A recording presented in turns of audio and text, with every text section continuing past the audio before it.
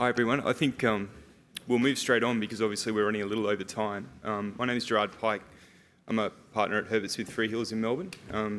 You might ask what a lawyer is doing here, but some of us are actually very passionate about renewable energy as well.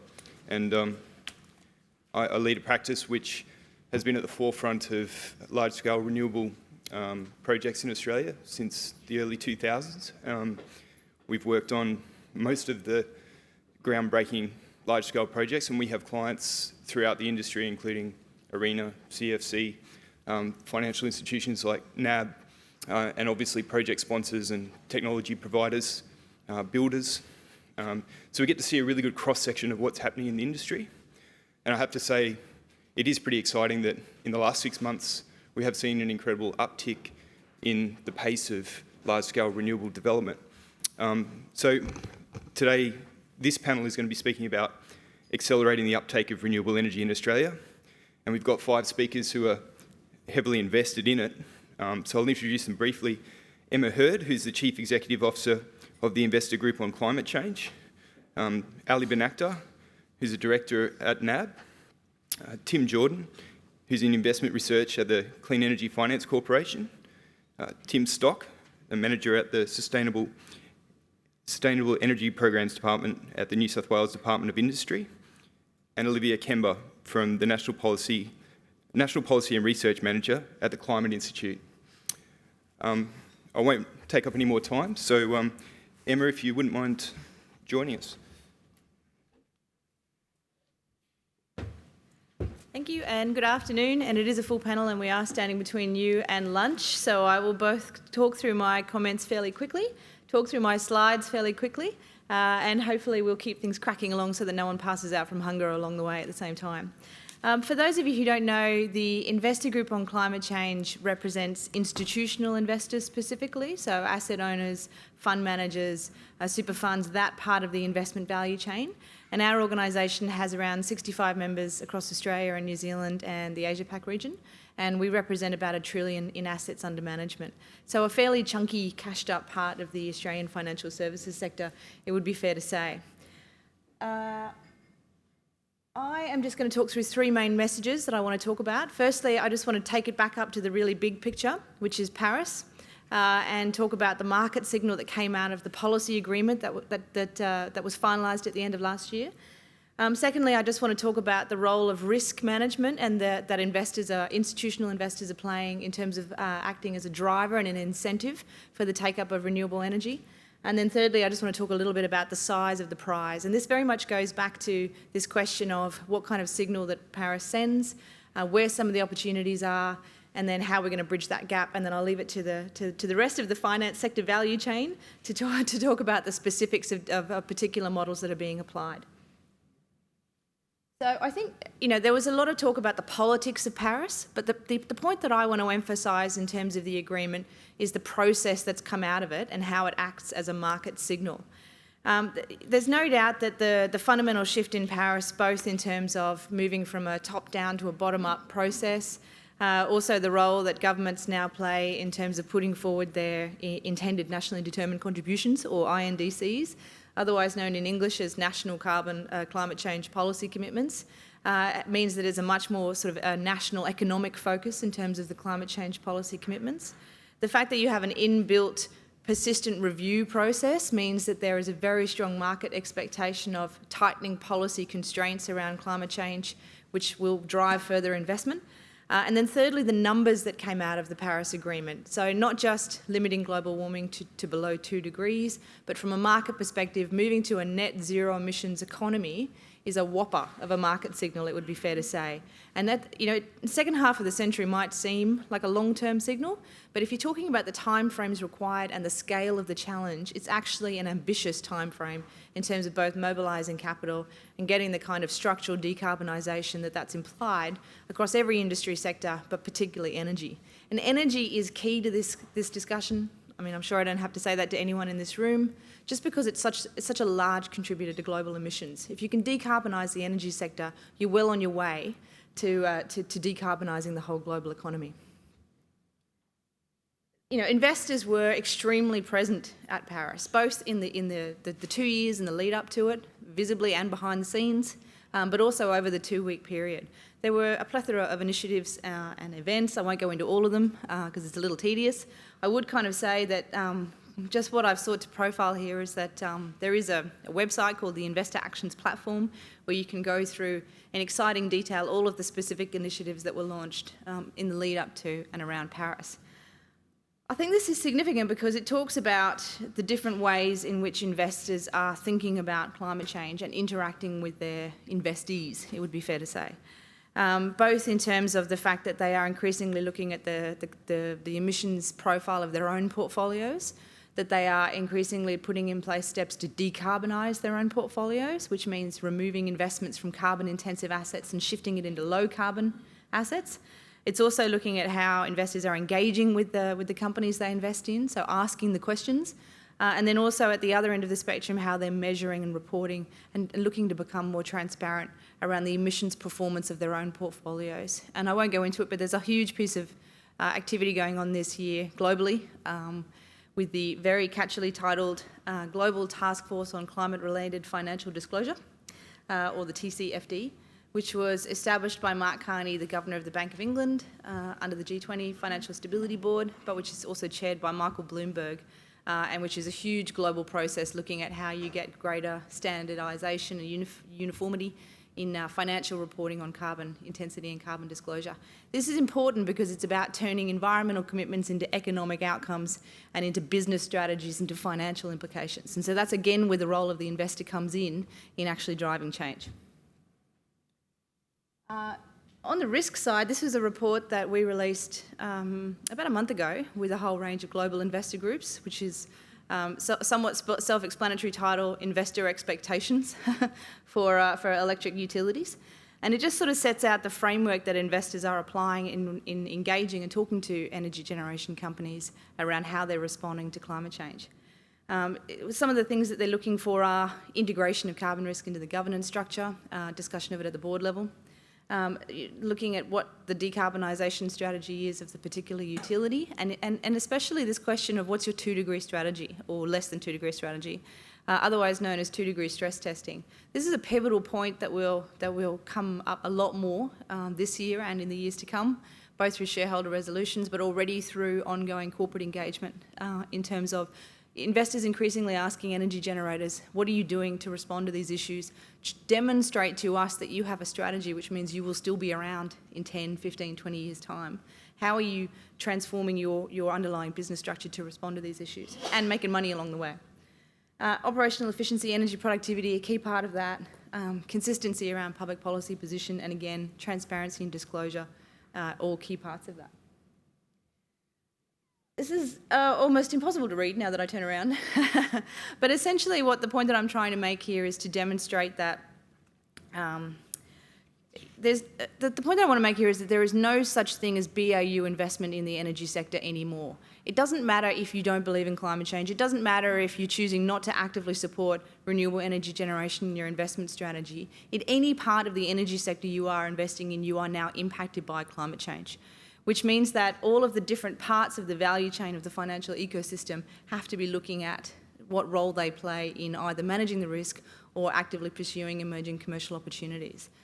Just to talk quickly through this, it just goes from households to institutional investors to banks to asset managers to rating agencies, down to the different investment types, the corporate recipients of capital, and then the insurance sector, which underpins it. At all points in this ecosystem, you are seeing initiatives emerge around how to both actively increase your investment in clean energy, but also manage away from the high carbon-intensive risk side of it as well. And I think this is my last slide, and I really just want to talk through a little bit of the size of the challenge here, and again talk about how those policy signals are translating into investment and financial outcomes. And then I think each of the subsequent speakers will then unpack a little part of that in terms of their comments. Or I'm really hoping there are, otherwise I look like an idiot. But I'm pretty sure they will, because I'm pretty confident I can guess what points that each of them will be making.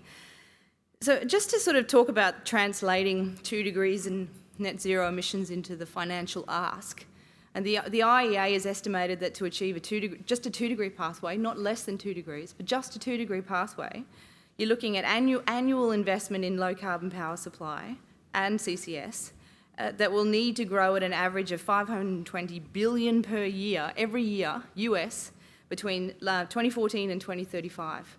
This is a very substantial growth in terms of investment. Energy efficiency investment in buildings and across industrial production will need to grow, on average, $250 billion every year.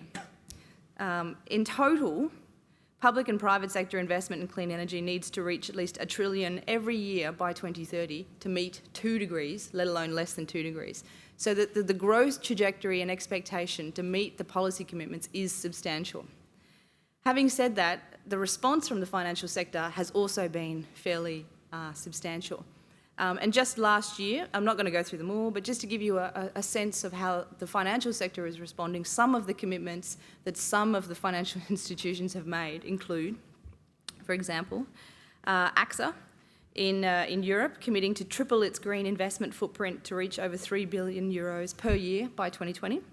Bank of America increasing its environmental business from $50 billion to $125 billion by 2025. Aviva, £500 million pounds investment per year in low-carbon infrastructure up to 2020. Yes Bank in India, financing 5 gigawatt of renewable energy projects per year, more than $5 billion of investment over the next 5 years. In India, one of Australia's growth markets for coal exports. Citibank, $100 billion towards lending and investing and facilitating activities focused on climate change over the next 10 years. Deutsche Bank, €1 billion in high-quality green bonds. Barclays, $1 billion in the green bond market. Aviva, I think I said Aviva. There's Banco Santander, a $2 billion fund US to manage and invest in renewable energy and water infrastructures globally. These are how financial institutions are responding to the market signals of the policy commitments and setting out their own future-focused policy commitments to increase their investment in clean energy. I don't think I'm talking out of school when I say, having a background in the finance industry, that they are firm believers in the approach of like under-promising and over-delivering. So clearly these sorts of public commitments are an indication of the way that the finance sector sees the growth opportunity in clean energy over the next few years. That is not to underestimate the challenge of bridging the gap in terms of the quantum of the ask and the challenge of actually getting that money into bankable projects at scale in the timeframes we're talking about. So you're seeing this whole plethora of different types of structures and products and services emerging, I think quite rapidly, to bridge that gap across all of those different investment types of the value chain that I mentioned earlier. So I guess I just want to leave it there, and I'm looking forward to hearing the rest of the panel. And I just want to make the point that unless we get the policy settings right, unless we get those public-private partnerships right, unless we sort out some of those issues around split incentives and growing market appetite, then we're never going to bridge that gap. But the appetite is there, the capital is there, the intent is there. It's now just a question of filling the gaps and actually making the structures work. Thanks very much.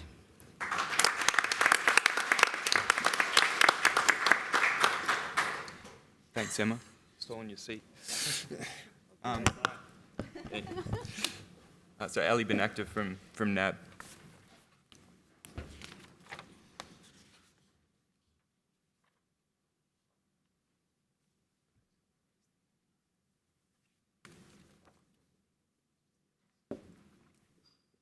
Right. Thanks, Gerard, for the introduction. It's a real pleasure to be here to speak about clean energy. It's certainly an area that NAB has had a long-standing interest, and we're very passionate about this area. Before, I guess, launching into the topic, we thought we might share with you some of NAB's commitments in the area. We're proud to say that we've been part of the clean energy sector from the very beginning. We've arranged over $2.3 billion of project finance debt over the past decade. That's been investing in almost all the wind farm transactions in Australia, as well as the first privately funded utility-scale solar farm in this country as well. We're committed to working closely with government. We have an MOU with Palisade and the CFC that really is intending to accelerate that investment in renewable energy projects. We're also involved in the City of Melbourne Renewable Energy Project as well. So not only from a procurement angle, but also assisting in that program. In terms of our sort of full coverage, we're a full suite of services bank, but uniquely we have a a technical services group. So we've got engineers that will sit with us, and that's sort of different to other banks in this sector, but really allows us to be at the forefront of innovation, to see new technologies and to be able to assess it and hopefully invest. I've got a couple of slides on innovation toolbox, but I won't sort of labour it here. We're quite proud that we took one of our clients to the US private placement market, which is life insurance is there, and that was for the Hallett Hill wind farm. That was quite unique because it allowed access for that client to longer dated tenor, which is something that they were seeking. And also we're very proud that we were the first bank to issue the Green Bond, certified by the Climate Bond Standard. I've got one of my colleagues here who was well involved in that. We're very proud of that, and that really came at the depths of the red debate, where it was pretty dire in 2014. NAB believes that the financial sector does have a very important role in that transition to a low-carbon economy. We've made very public commitments in climate change commitments. The first, obviously, we want to invest over $18 billion over the next 7 years to address climate change and support the transition to that low-carbon economy. We've pledged to source 10% of our electricity demand from new and additional renewable energy projects, as well as engaging responsibly on climate policy. We often actually get asked about, what's the liquidity? And I know there's a lot of talk about barriers to finance. If there's enough debt liquidity in order to meet all the build-out of investment, I just wanted to share with you a couple of comparisons here. And these are rough figures. If the new build requirement for renewables is 5,000 megawatts anticipated to hit the red target, that reflects around about $8 billion of investment over the next 4 years. So let's say $2 billion per annum. As you all know, Transgrid was privatised last year. That is a regulated asset that was sold over $10 billion. It had a debt component of over $5.5 billion, and all that was done within a 3-month period. So you can see that one transaction was able to be fully soaked up by the bank debt market, which equates to over 2.5-year investment in clean energy. And that's not to mention Ausgrid that's currently being proposed for privatisation and Endeavour. So when we often get asked, is there debt interest? Absolutely. We don't see there any being issues in meeting, from a private sector perspective, the challenge in relation to investment. And we also know from the equity piece that there's certainly no shortage of equity investment wanting to find green homes. A lot of the speakers have actually touched on this. The first, I guess, key challenge in the sector is that regulatory certainty. I think we're largely there. That was settled in terms of bipartisan support as part of the last REP review that happened a couple of years ago. And we've really seen a change in sentiment post COP21. The engagement we've had with policy and government has really changed. The rhetoric has really changed over the last 6 months, and we're quite hopeful. But hopefully there's people here from government, and I wanted to share with you the impacts of politics on investment. And these are based on our figures. In 2013, the Australian private sector market invested over $2.6 billion over 15 transactions. This is in the utility scale renewable market. When we had all the red debate, private sector debt, so excluding CFC, there was no private sector debt investment in greenfield projects. And that was really all on the back of the partisanship and politicisation of the renewable sector. But we're seeing positive signs. It's largely settled, and we're hopeful of investing in the coming years. The other challenge that really hasn't been, we think, addressed as much is this: if we're going to put an additional 5,000 megawatts of supply into an already oversupplied market, we really need to address how we're going to decommission the more emissions-intensive ageing fleet of our thermal generators. We had payment foreclosures. I know we worked on some of those transactions. That really didn't get us far. And part of that may have been the difficulty of assessing remediation costs. But we really need to have that sort of genuine dialogue about how to ensure you've got security and reliability on one hand, and on the other, an equitable bearing of costs to meet those decommissioning costs. And this is the question, I guess there are smarter people here in policy, whether that's facilitated by regulation, decommission by age or emissions intensity. I think there's a variant of the closure payments where the cost is borne by the remaining thermal players will remain to be seen. In terms of, I guess, interlinked with oversupplied capacity, retailers are not really at this point willing to go long in power purchase agreements. And I know when you speak to any developer, the biggest impediment of a deal getting up is the availability of long-term PPAs. So in the Australian market, 2-3 years ago, we were seeing PPAs of 15-year tenors. But if you were to cast your mind back, say, 10-15 years ago, when we were initially starting out, the concept of having 10-year power purchase agreements with a sizable 8-year merchant tail was quite common, and that was banked back then. And we're seeing renewed interest by retailers re-emerging in the market to write longer-dated PPAs. So Origin has made quite public statements about the Clare Solar Farm, the Moree Solar Farm, and there's a whole lot of state-based initiatives through Ergon Energy, Solar 60, the ACT auction schemes, so that's been very successful, which are all varied degrees from 13 to 20-year offtakes. Even the Victorian scheme has a 5-year plus, so it has a 5-year contract plus a put and call option. But I just want to make the point that from a bankability perspective, we can bank all that. The debate really from cap, collar, any variant of that can be banked. In terms of banking merchant tails, we've done that in the past and we'll continue to do that. I think the appetite for that merchant risk element is one that we're going to invest in, but in a sensible way. Whether we do that through having a merchant tail in the transaction or having contracted revenues blended with merchant revenues. And we might also add that from an equity sponsor perspective, we see a lot of people coming from locally and overseas. The appetite for taking pure merchant risk isn't there, and it's a very limited pool of players who wish to play there. And the rationale being that it's hard for the retailers to price it, then why should they? I think I've been given the nod here. In terms of future opportunities, we see the faster rollout of utility scale solar. It'll be quite interesting to see where CFC lands with their program. So ACT came out with 186 megawatt hour price, but then how Arena gets a levelised cost below the 135 that they're targeting is interesting. Corporate PPA area, quickly, that would be an area of development. The City of Melbourne work and the Transport for New South Wales have models where you have a retail service agreement with a retailer and then allowing financiers to have a look at the credit profile of corporates. That's going to be interesting. I won't dwell too much on the medium and small scale, but there's opportunities there as well as accessing alternative debt capital markets.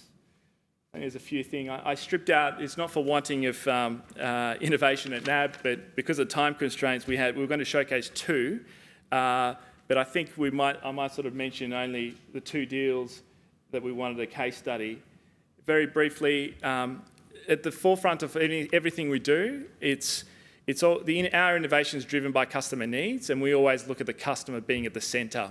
And this was a transaction we did with ICG, and really the client wanted to de-risk their project by going through to a different capital market. And we've got one of our colleagues as well who is involved in the Green Bonds, so that was the first of its kind. Effectively was transactions that were originated on the back of that. We issued a Green Bond. So if you're interested in that, please come and speak to us. It's certainly an area that's gaining momentum. I think all I wanted to say in summary, NAB supports the renewable sector. We don't believe there's any liquidity issues from our side, and we're optimistic. We look forward to investing in the sector in the coming years. Thanks, Ali. We've now got Tim Jordan. Tim Stock.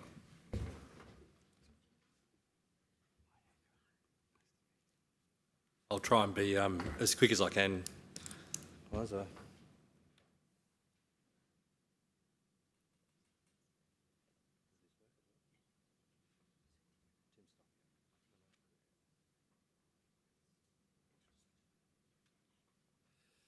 Well, thanks, and it's great to be here. I'd like to just thank the Fulbright Scholarship for inviting me along to speak today.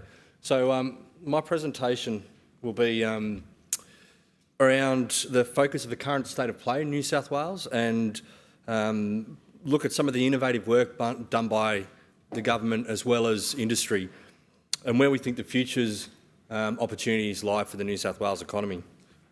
So where are we now? Renewable energy contributed around 14% to the New South Wales the New South Wales generation mix in 2015, with coal-fired generation being 80% and the remaining coming from gas. So while we still have quite an emissions-intensive electricity supply, this is changing, as you've heard from other speakers. I mean, over the last 5 years, the share of generation from solar, wind and bioenergy sources has more than doubled. And in terms of contribution to the New South Wales economy, the renewable energy industry supports over 14,800 jobs in the state. And this is even more impressive when compared to the 20,000 plus jobs that are in the coal industry. So historically, energy policy in New South Wales has been about ensuring businesses, industries and households have access to abundant, cheap and reliable energy supply. And that's still core objectives. However, the modern energy policy has to be about so much more. It obviously has to think about the environmental impacts too. So the ideal energy policy supports an energy supply that is ultimately zero or low emissions, universally affordable, universally accessible and totally reliable. And we as New South Wales have an opportunity to transfer to this new energy mix with the lower environmental impacts and leverage this transition to create new economic opportunities. The role of our government is to ensure that, or the New South Wales government is to ensure that this transition is smooth, safe and of the greatest possible economic benefit to New South Wales.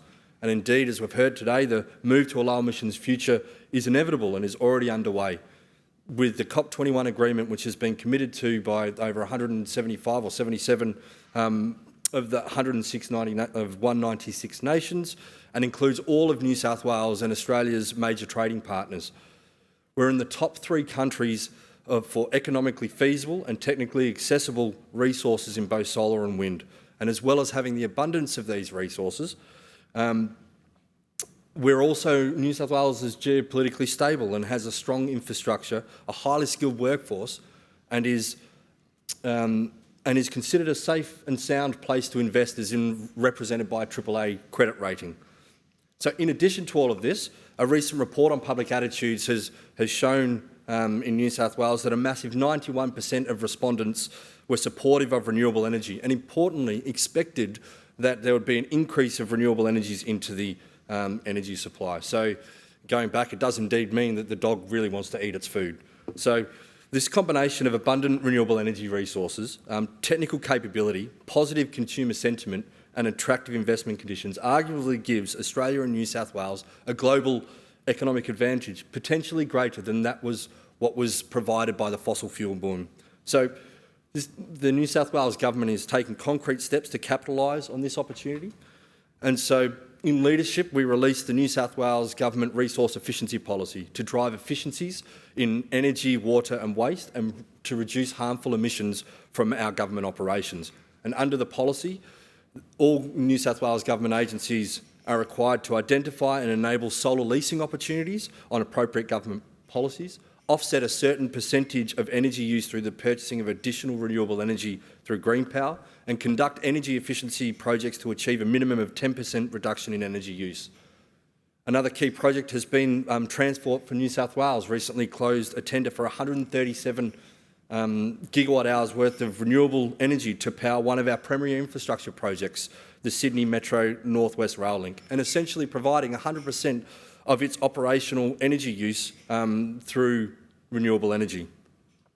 We recently introduced the New South Wales Advanced Meters Bill to expand the pool of eligible meters installers in New South Wales to ensure that the customer demands for smart meters can be met in a cost-effective and timely manner.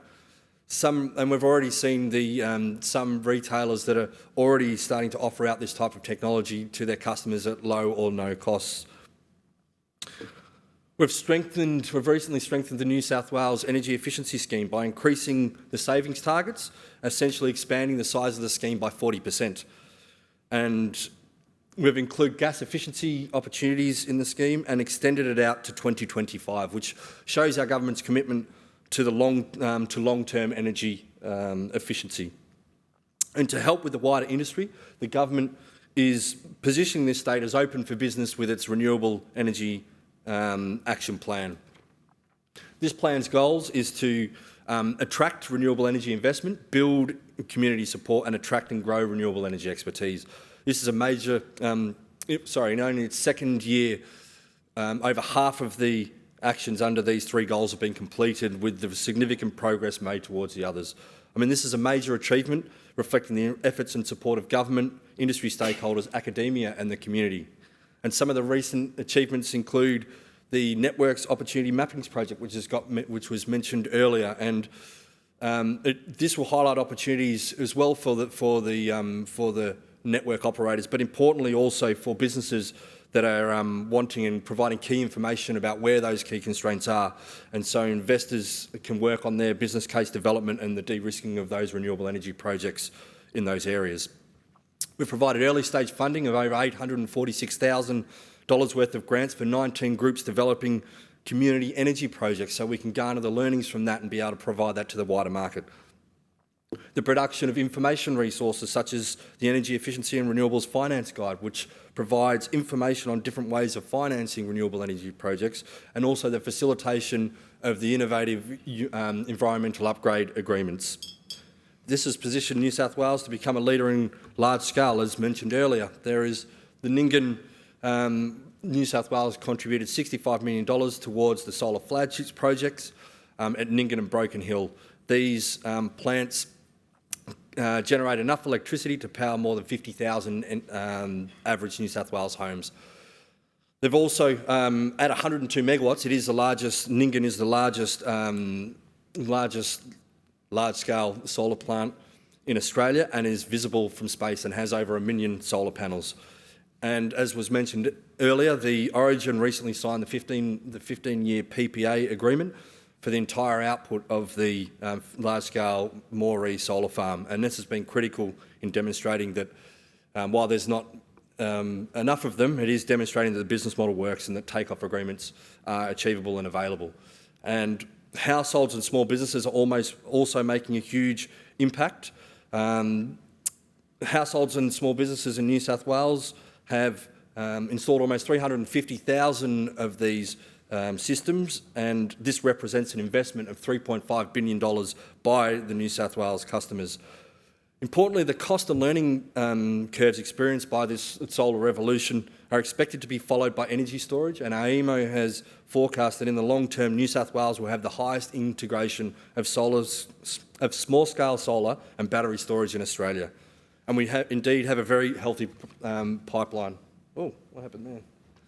So, in summary, as you can see, what we have got in terms of there's close to 7,000 or 8,000 megawatt hours worth of projects that either have development approval or are currently seeking development approval, and this relates to around $10 billion worth of investment and is predominantly all located in regional New South Wales. And these levels of investment are because New South Wales arguably has a competitive advantage. We are very fortunate to have a variety of renewable energy options, from wind to solar, geothermal and many others that are yet underdeveloped. The high penetration of residential solar PV and the ending of the subsidised tariff scheme for residential customers in New South Wales provides us with over 146,000 engaged customers that other states may not have. And this audience has the potential to be a significant opportunity for the residential battery storage market. New South Wales is the largest economy in Australia. It's also the largest consumer of energy. It is the leading state for R&D spend and has the largest built environment. It is the largest state for large-scale solar and has incredibly engaged consumers and a great IT industry. So in the not-too-distant future, when the world transitions to a low-emissions future, the ability for New South Wales to quickly move to having a stable, affordable and decarbonised electricity supply will foster the attraction of energy-intensive industries into the state and further improve the economic benefits to New South Wales. So in summary, the New South Wales Government, we're fully aware of the combination of our abundant resources, technical capability and positive consumer sentiment and investment conditions will give us an economic advantage. And our progress under the Renewable Energy Action Plan and outline here and other actions that I've mentioned demonstrates our continued commitment to increasing renewable energy at least cost to the energy consumer and with maximum benefits to New South Wales. So thanks a lot. Thanks, Tim. Now we have Tim Jordan from the CEFC.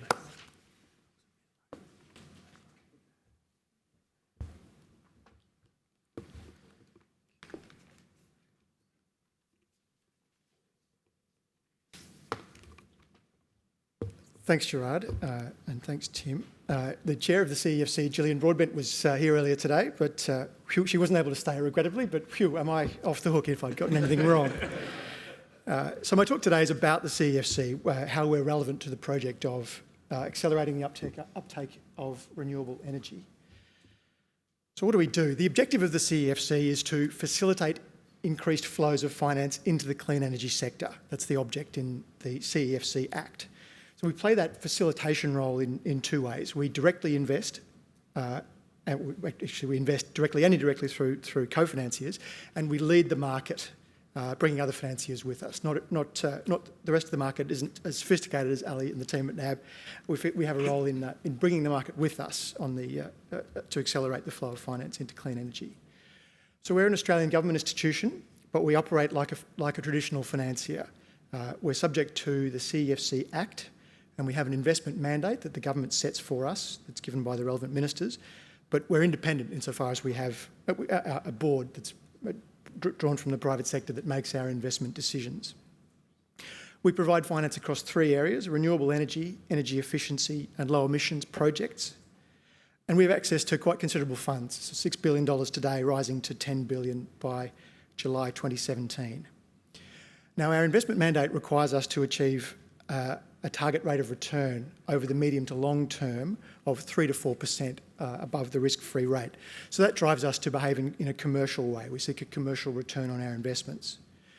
We've primarily made debt investments to date, but though we also take equity positions. We tend to invest in projects or in technologies that are new to the Australian market or more complex or are smaller than ones other financiers would consider. In particular, we bring deep expertise in clean energy markets to the investment process, and that helps us, we think, understand risks. We also look to lend alongside other financiers or through partnerships. We're trying to facilitate increased flows of finance, and even though we've got a potential drawdown of $10 billion, the scale of the transformation is more than we could do by ourselves. So thinking about what stage we invest in and how we relate to other pieces of the policy puzzle, we tend to invest somewhere between the large-scale demonstration stage and the commercial deployment stage of the commercialisation pathway. The boundaries of these stages are fuzzy, and we will be moving further towards the demonstration stage with the Clean Energy Innovation Fund that Iain Kay from ARENA talked about this morning.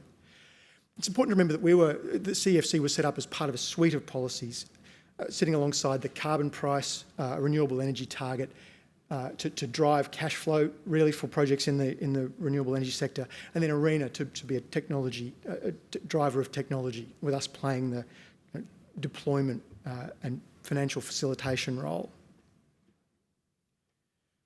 We target a wide range of client sectors. We really are interested in transforming the entire economy, from large-scale renewable energy developers, utilities, the waste and bioenergy sector, infrastructure and transport, local government, universities, property and manufacturing.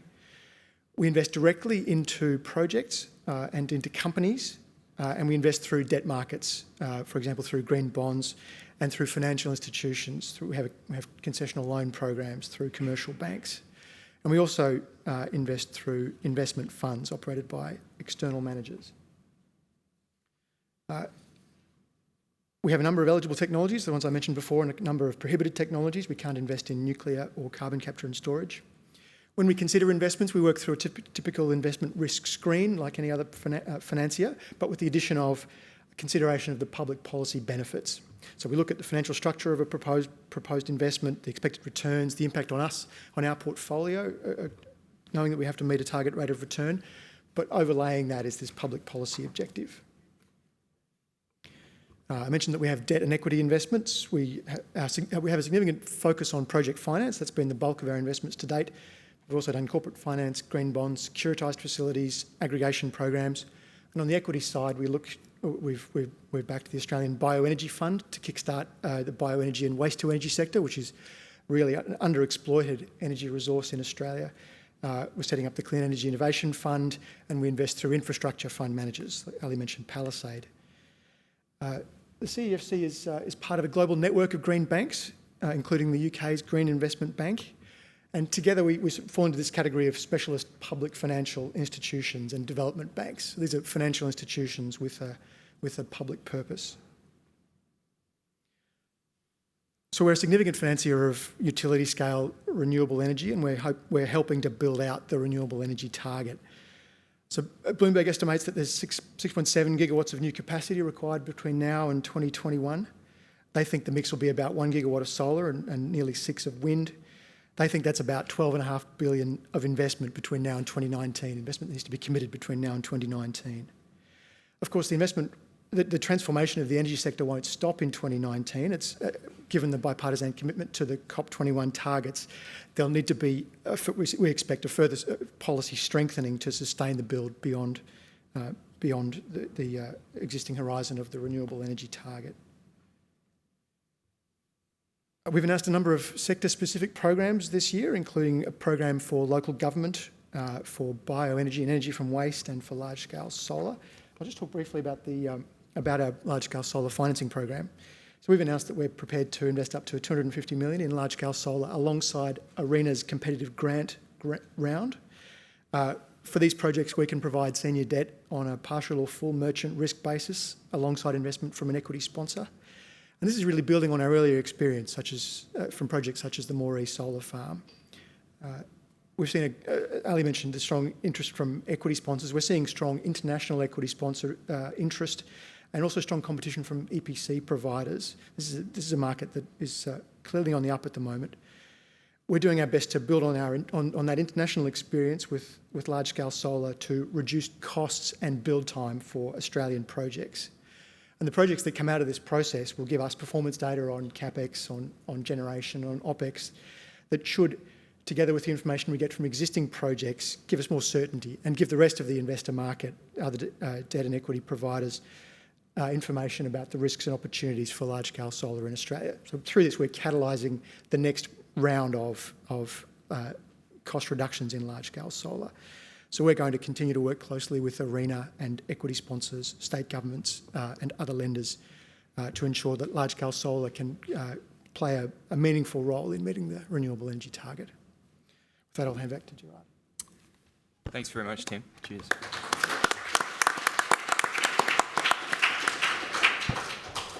Olivia Kemba.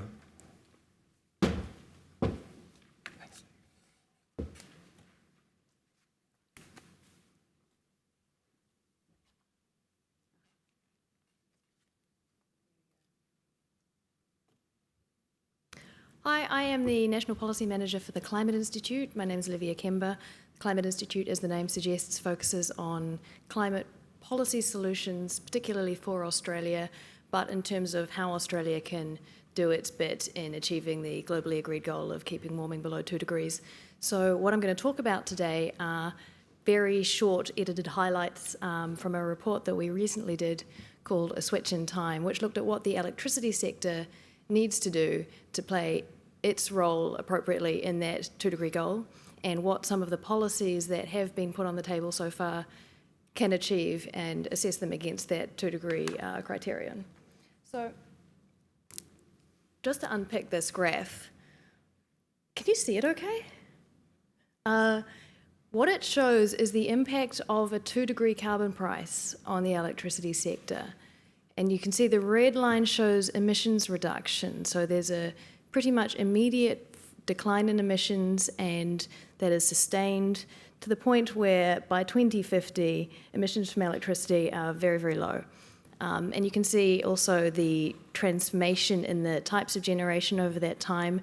There's a very, very quick exit from brown coal followed by black coal. So sort of that classic gas transition story, but then eventually almost the entire generation is from clean energy, which we've defined to include renewables, but also anything with CCS, such that the emissions intensity is 0.2 of a tonne per megawatt hour.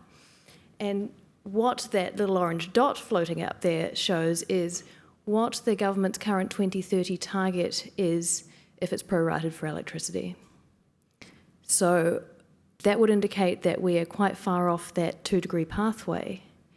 And what this graph is intending to show is not so much just what a carbon price should be to put us on that 2-degree pathway, because frankly the carbon price that you'd require is about $70 in 2020, rising to about $275 by 2050. And we're not going to argue that that's at all likely or that anyone's going to believe in it if it appeared for a moment. But that this basically sets the criteria for what the sector needs to achieve using policies that aren't that strong carbon price.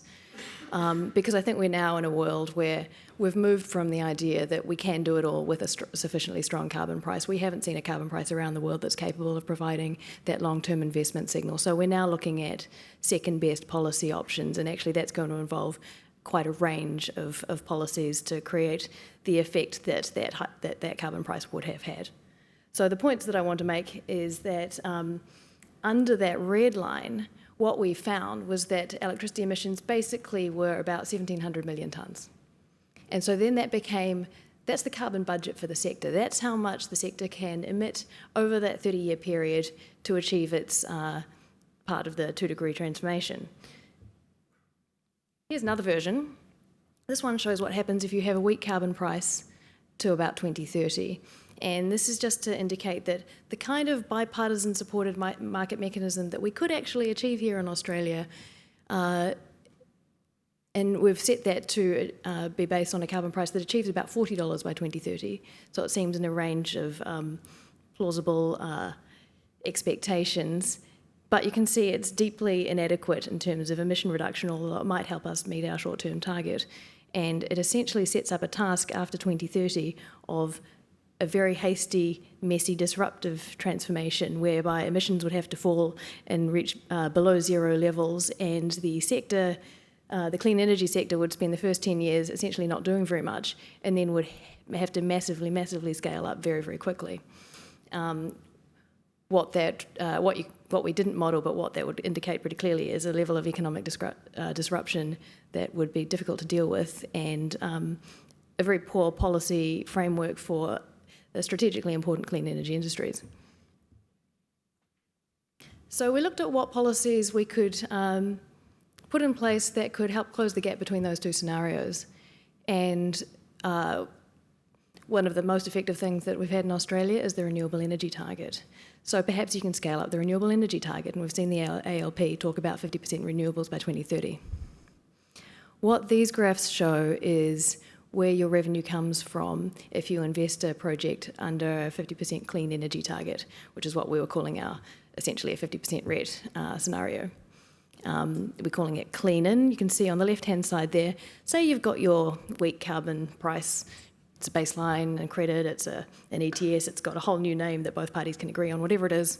It adds a little bit to the wholesale price, but about half your revenue is entirely dependent on the subsidy.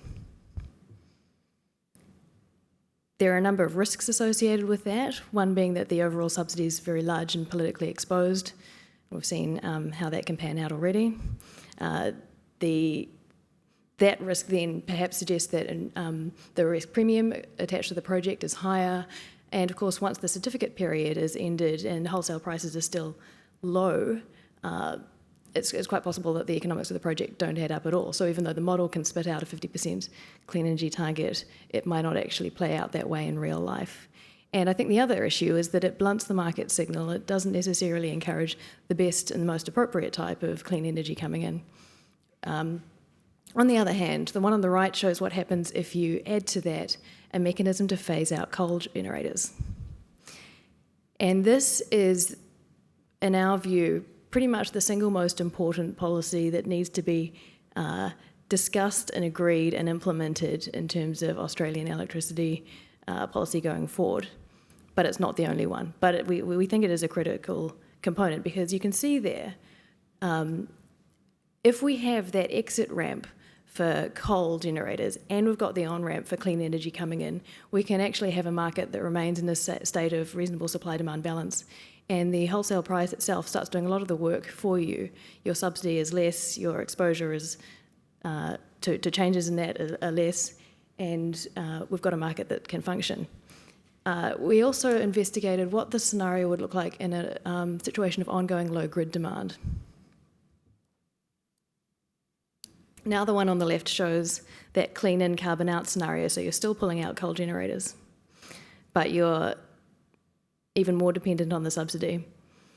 And this was explored because the impacts of energy efficiency policies are absolutely, we've already talked about the many ways in which they're very important and they're crucial to achieving greenhouse gas emission goals. If they are implemented in isolation from our clean energy policies, they can conflict, because if we end up with a market where demand remains very, very low, the signals for clean energy investment are not there at all. And so we are at risk of, if we carry on the way we have been going in terms of policy development, developing these things in isolation without managing the tensions between them. And so basically our recommendations then are, first of all, that we need to develop a reasonable consensus on what it is that our electricity system is trying to do and the timeline of which it needs to do it. And so we've argued for a pathway, a clear, predictable pathway to net zero emissions consistent with that 2-degree budget. And it's going to have to involve an exit mechanism for coal generators that goes beyond, say, just, for example, a proposal that's been circulating, and it's a very elegant one by Frank Yotso, to run a reverse auction to take out a brown coal generator. That solves your first mover disadvantage. It doesn't solve it doesn't create an exit ramp for the second generator, the third, the fourth, the fifth, the sixth. We're going to also need then, of course, to ensure that the replacement generation is of a sufficiently clean quality, and we're going to need to ensure that our energy efficiency policies, or energy productivity as we're all saying these days, are consistent with our clean energy investment goals, or to put it another way, our clean energy investment goals are consistent with our energy efficiency policies. If we can do all that, I think we've got a shot at a very successful transformation, but it means we're going to have to change not just the policy tools that we have had in the past, but also our whole approach to developing policy. Thank you.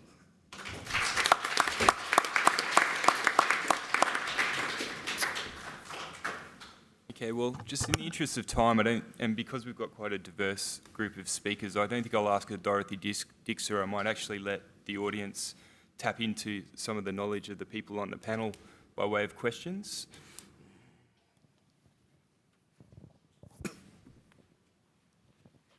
Hi, my name's Paul Rowley from Loughborough University in the UK.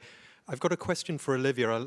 I was very interested in that slide you showed, which looked at the scenario for decarbonisation via taking coal out of the mix, but whilst also maintaining a reduced demand. So I'd like to understand a little bit more about your views in terms of, it implies that we need to take carbon out of the mix whilst increasing demand. Would I be right? And if so, what would be your suggestions? I don't think that the message that we want to send is that we want to increase demand, but that we have to recognise that we need to do both of these things. And so therefore, the policies that we set to ensure that we get the clean energy investment that we want are sufficiently resilient to that, to the risk of ongoing low grid demand. So the particular coal phase-out mechanism that we modelled was a 45-year age limit, but essentially it was a proxy for something that takes coal out fairly regularly over time. And we found that if you looked at the low AEMO and IMO forecasts, plus you accelerated some of the uptake of distributed solar and storage, even when you're taking out coal, you still remained in that situation of oversupply. So it just meant that the clean energy policy that was helping drive in clean energy needed to be one that sufficiently de-risked the investment case such that it would be built. Thank you. Richard Corkish from University of New South Wales. there seems to be an opportunity that Australia, sorry, this is directed at anybody who wants to take it, I guess, but that Australia has really not seen or has overlooked. We've spent a lot of effort to get lots of little solar rooftops on houses, you know, a few kilowatts. We've spent a lot of effort and money in getting big ones on grid, competing with feeding the power stations that are feeding into the grid at wholesale rate. We haven't done much to encourage the big roofs, which have a daytime load, so the industrial, commercial roofs of all our cities and elsewhere, which are, if you fly over a city of Australia, almost none of them have solar on them. They have a daytime demand. We don't need storage. It just seems like an easy win, but none of the sort of investment and encouragement tools seem to be addressing that. They're either too big or too small. I think we are, in the last 6 to 12 months, we have seen, well, I have seen and worked on an increasing number of the types of installations that you're talking about, particularly in Darwin, in Queensland. And in fact, it's a technology that's actually being imported by large European industrials who have done it in their market, even with much lower solar irradiance. So I think it is growing, but I agree, it seems strange that it hasn't developed more prolifically. I don't know if anyone else on the panel wants to speak to that. Well, I think they're right. We've kind of identified it as a gap, the mid-scale solar, and especially for warehousing distribution, the opportunity that it may lies. And I know my colleagues over at the Office of Environment and Heritage are trying to link environmental upgrade agreements with this mid-scale solar, and specifically trying to facilitate the meeting of finance with those types of opportunities. But I think it's a bit of a slow burn.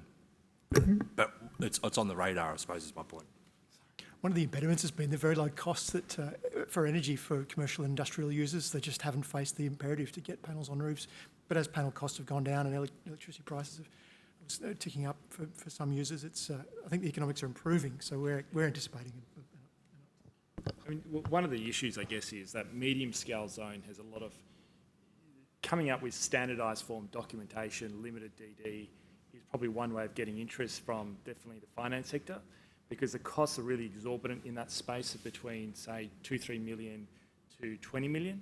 And I think the innovation in coming up with, whether it's working with government, and probably that's an area where we can probably work very closely to come up with ways in which you can deploy debt capital and equity capital in a very efficient manner without having to burn through a lot of transaction costs. I mean, that's part of the problem, I guess.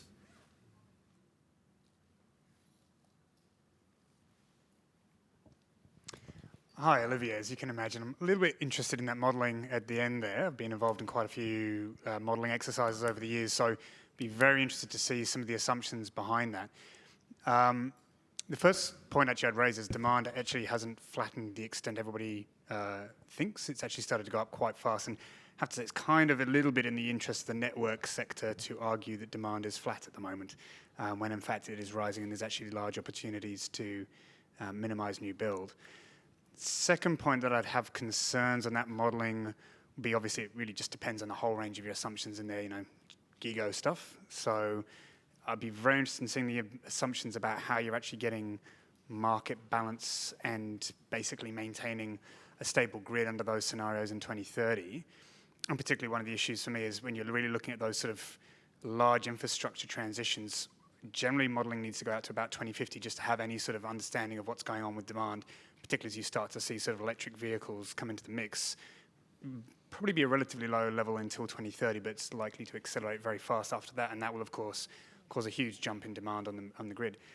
But I suppose the final point is I'm not entirely convinced by the argument that, and I suspect a lot of politicians would be either, that rapidly rising megawatt-hour costs is something that would be desirable as a way to necessarily do that. It is. There's lots of advantages in it, and that's actually one of the concerns I've got. Is you've got a model where there's low demand growth, and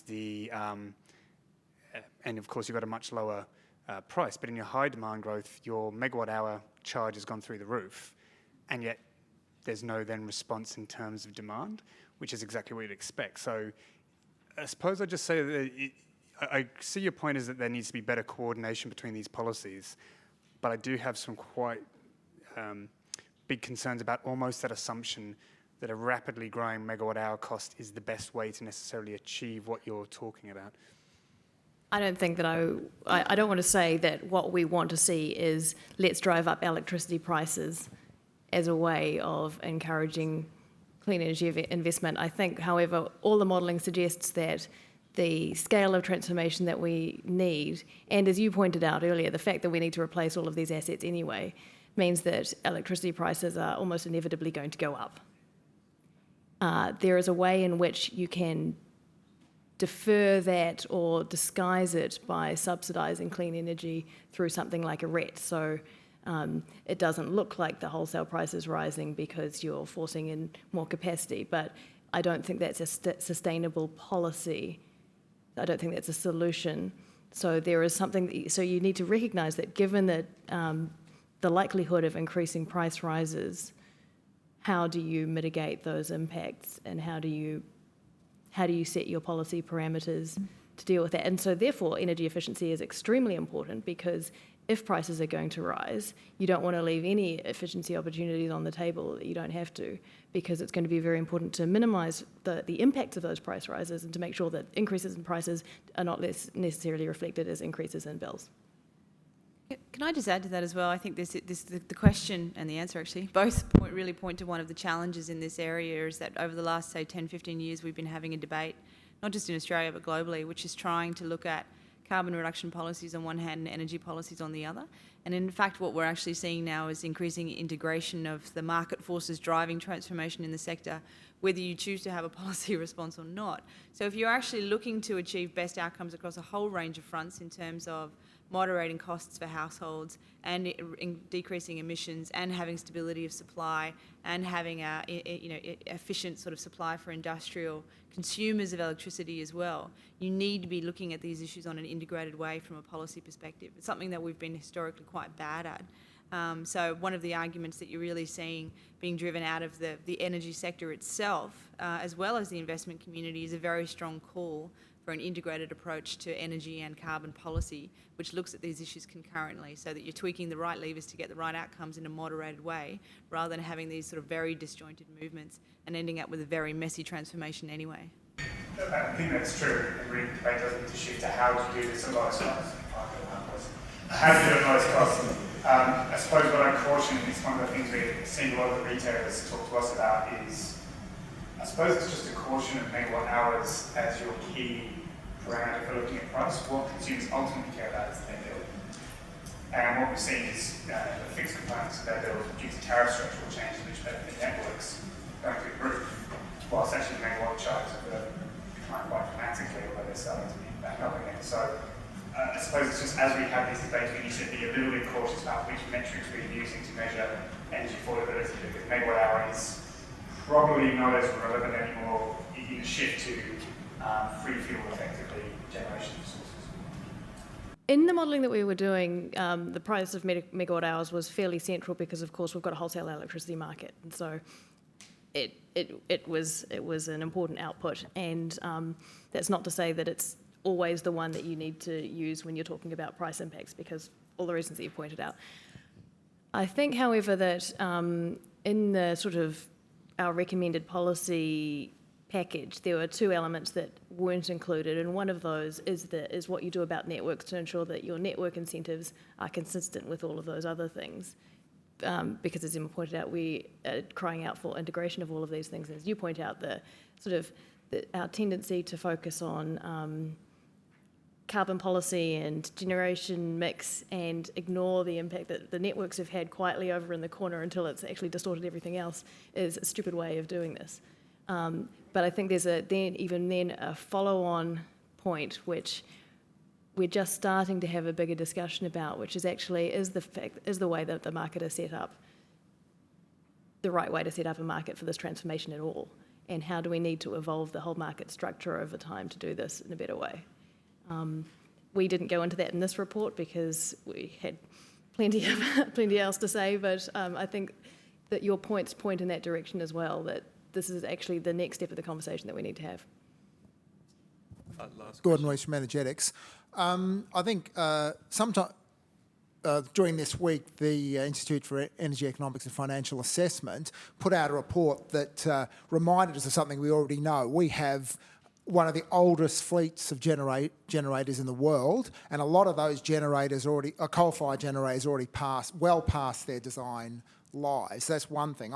Secondly, many institutions, including, and one I'm most familiar with is Bloomberg, is forever putting out figures to say what's the current price for solar and wind. And the most recent ones I saw was two utility scale facilities that were offering an unsubsidised price of less than 4 US cents a kilowatt hour. And on that basis, you'd say you'd never build another coal-fired power station because they just won't be able to, a new build coal will just not be able to compete against new build wind and solar. So that said, with the debate, and particularly brought out by the Climate Institute, of transforming Australia's generation mix, for me it looks like it's at worst, all we have to do is nudge a transformation that's going to happen over the next couple of decades anyway. It's 15 years to our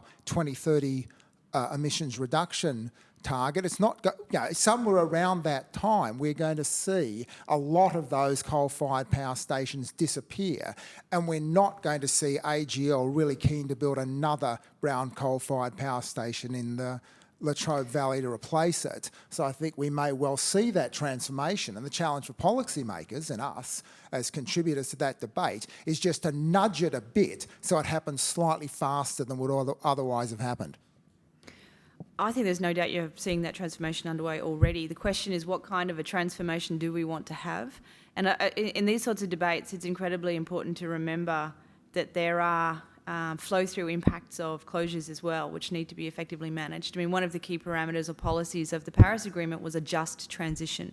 There are communities in Australia who are wholly dependent upon existing coal-fired energy generators, and that process of managing the closure in an equitable and fair way needs to be done in a considered and a reasonable way. But you're right in the sense that this has got a momentum of its own and it's going to happen.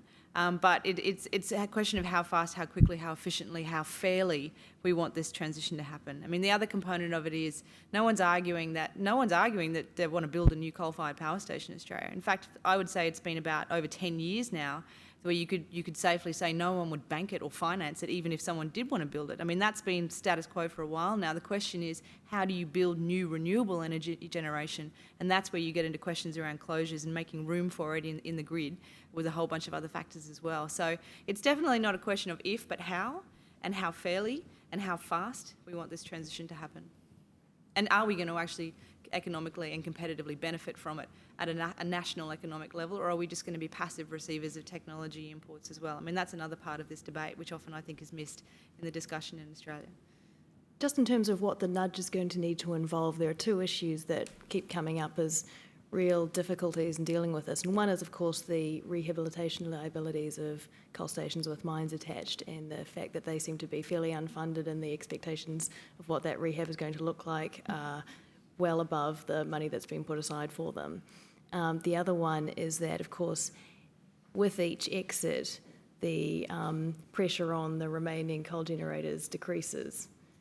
So what pushes out the first generator, those forces then weaken in terms of what pushes out the second and the third generator. So it comes back to that question of, are you going to get the exits on a schedule that you need, and are you going to get it in a way that allows you to deal with all the fallout? Okay, Iain, would you like to close the session? Oh, absolutely. But first, thank you to the panel, of course.